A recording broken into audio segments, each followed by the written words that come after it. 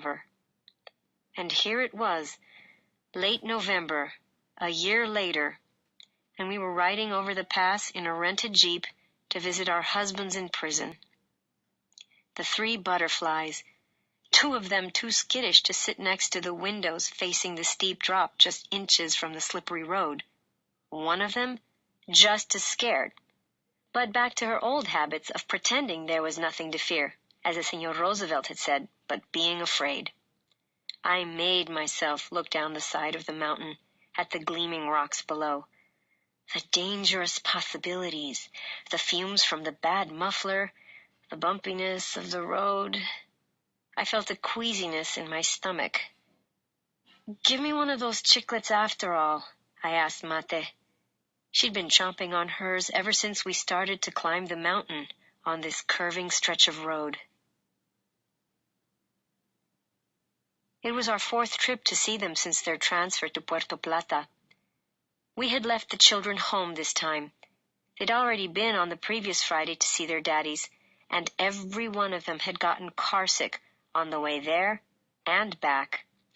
This mountain road made everyone queasy. "Tell me something," I asked the young soldier in the front seat. "What's it like being posted in Puerto Plata?" The fort there was one of the biggest, most strategic in the country. Its walls stretched out gray and ominous for miles, and its spotlights beamed even into the Atlantic. It was a popular coast for invasions, therefore heavily guarded. "Have you seen any action yet?" The young soldier half turned in his seat, surprised that a woman should interest herself in such things. "I just joined last February when the call went out. So far I've only done prison detail." I exchanged a glance with my sisters in the back seat. "You must get some important prisoners from time to time." Patria dug her elbow in my ribs, biting her lip so as not to smile. He nodded gravely, wanting to impress us with his own importance as their guard. "2 politicals came just this last month." "What'd they do?" Mate asked in an impressed voice. The boy hesitated. "I'm not really sure."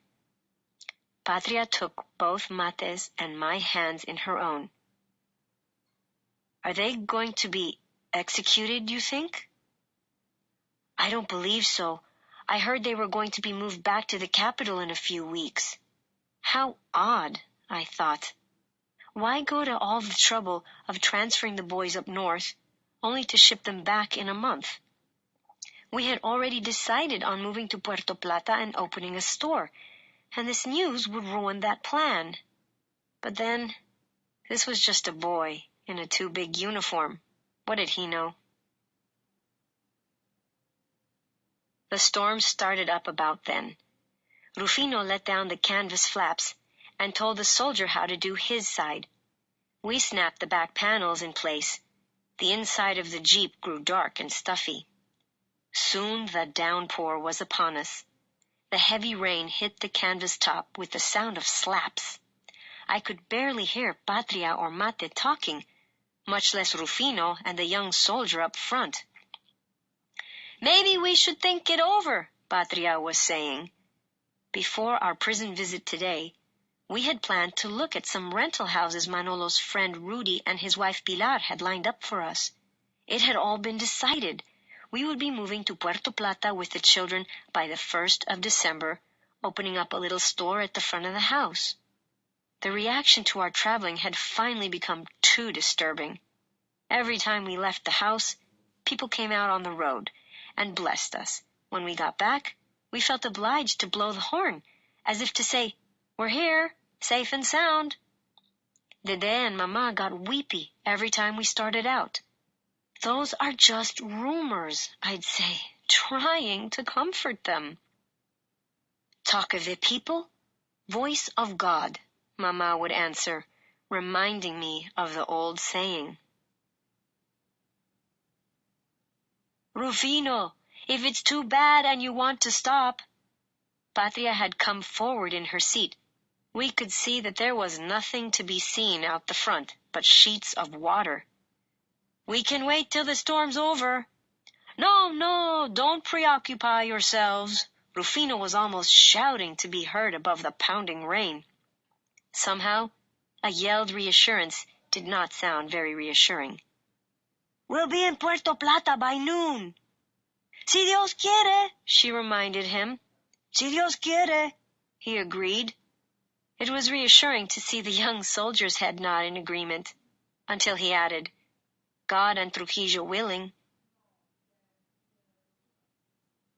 This was Patria's first visit to see Manolo and Leandro since they'd been moved. Usually, on Thursdays, she was headed down to La Victoria to visit Pedrito, with a regular ride that didn't return until Friday midday. By that time, Mate and I had already left for Puerto Plata, accompanied by one or the other of our mothers-in-law. Since the rumors had gotten so bad, both of them had virtually moved in with us. Their sons had made them promise they wouldn't let us out of their sight. Those poor women. The night before, Mate and I had been readying ourselves for our trip today, talking away, just the two of us. Patria was still in the capital, and Dede's little one was sick, and so she was home, taking care of him. Mate was doing my nails when we heard the sound of a car pulling into the driveway. Mate's hand jerked, and I could see that she had painted the whole top of my thumb red. We both tiptoed down the hall to the living room and found Mama angling the jalousie just so. We all sighed with relief when we heard Patria's voice thanking her ride. And what are you doing traveling at this time of night? Mama scolded before poor Patria was even in the door. I got a ride back tonight with Elsa, Patria explained. There were 5 already in the car, but she was nice enough to squeeze me in. I've been wanting to go see the boys. We'll discuss that in the morning, Mama said in her non-negotiable voice, herding us out of the room by flipping off the lights. In our bedroom, Patria was full of talk about Pedrito. Ay, Dios mío, that man was so romantic today. She raised her arms over her head and stretched in that full-bodied way of cats. Epa! Mate egged her on. She smiled a pleased, dreamy smile. I told him I wanted to see the boys tomorrow, and he gave me his permission. Patria Mercedes! I was laughing. You asked for his permission? What can he do from prison to stop you? Patria gave me a quizzical look, as if the answer were obvious. He could have said, no, you can't go. Next morning, we had Mama almost convinced that the 3 of us would be just fine traveling by ourselves when Dede rushed in, breathless. She looked around at the signs of our imminent departure. Her eye fell on Patria, putting on her scarf. And what are you doing here? She asked. Before Patria could explain, Rufino was at the door. Any time you ladies are ready. Good day, he said, nodding towards Mama and Dede. Mama murmured her good days, but Dede gave the chauffeur the imperious look of a mistress whose servant has disobeyed her wishes. All 3 of you are going? Dede was shaking her head. What about Doña Fefita or Doña Nena? They need a rest, I said. I didn't add that we'd be house hunting today. We hadn't told our mothers-in-law or Mama or, Lord knows, Dede about our plans yet. Why, Mama, with all due respect, are you mad to let them go alone? Mama threw up her hands. You know your sisters, was all she said. How handy, Dede said with heavy sarcasm, pacing the room. How very, very handy for the seam to have all 3 of you sitting pretty in the back seat of that run-down Jeep, with a storm brewing in the north. Maybe I should just give them a call. Why not? Rufino was at the door again. We should go, I said, to spare him having to say it again. La bendición, Patria called, asking for Mama's blessing. La bendición, mis hijas. Mama turned abruptly, as if to hide the worry on her face. She headed towards the bedrooms. As we went out, I could hear her scolding the children, who were wailing with disappointment at not being taken on our outing. Teres stood by the jeep, blocking our way. I'm going crazy with worrying. I'll be the one locked up forever. You'll see. In the madhouse. There was no self-mockery in her voice. We'll come visit you too, I said, laughing. But then seeing her teary, unhappy face, I added, poor, poor Dede. I took her face in my 2 hands. I kissed her goodbye, and then climbed into the jeep. We were at the counter paying for the purses. The very correct young sales clerk was taking his time, and the manager had already been by once to hurry him along. With infinite patience, the clerk folded the straps just so, located each purse at the center of the brown parcel paper he painstakingly tore from the roll, and commenced creasing the edges. I watched his hands working, mesmerized. This must be how God does things, I thought, as if he has all the time in the world. We had asked permission for this brief detour to El Gallo on our way to Puerto Plata today. Our sewing supplies were low again, and we needed thread in several colors, seam bindings, and ribbons to complete November's orders. The drive over the mountain was long. If our nerves cooperated, we could catch up on some of the hand sewing today. When we went to pay, the sales clerk showed us a new shipment of Italian purses. Mate mooned over one in red patent leather with a snap in the shape of a heart. But of course, she wouldn't think of such an extravagance. Unless... She looked up at us. Patria and I were also examining the display case. There was a practical black bag with innumerable zippered pockets and compartments, just perfect for Patria's goodwill supplies. Then I spotted a smart leather envelope that would be exactly the thing for a young lawyer to carry. An investment in hope, I thought. Shall we? We looked at each other like naughty schoolgirls. We hadn't bought ourselves a single thing since before prison. We should, Mate decided. She didn't want to be the only one splurging.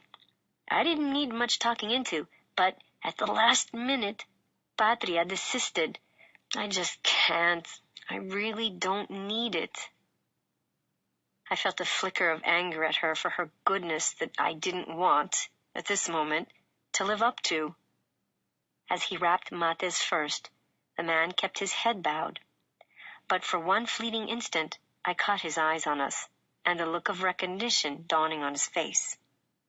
How many people, on the street, in church, on the sidewalks, in shops like this one, knew who we were? New purses, a sign of good luck coming. Somebody else, waiting for the future, I thought. I felt a flush of embarrassment to be caught shopping when I should have been plotting a revolution. Rufino came in the store from the sidewalk where he was parked. We'd better get started. The rainstorm looks like it's coming, and I want to be over the worst part of the pass by then. The young man looked up from his wrapping. You aren't planning to go over the pass today, are you? My stomach clenched. But then, I thought, the more people know, the better. We always go Fridays to Puerto Plata to see the men, I told him. The floor manager came forward, smiling falsely at us, but throwing meaningful looks his attendant's way. Finish up there. You don't want to delay the ladies. The young man hurried off and was back momentarily with our change. He finished wrapping my purse. As he handed it over, the attendant gave me an intent look. Jorge Almonte, he said, or something like that. I put my card in your purse if there should ever be any need. The rain let up just as we came upon La Cumbre, the lonely mountain village that had grown up around one of Trujillo's seldom-used mansions.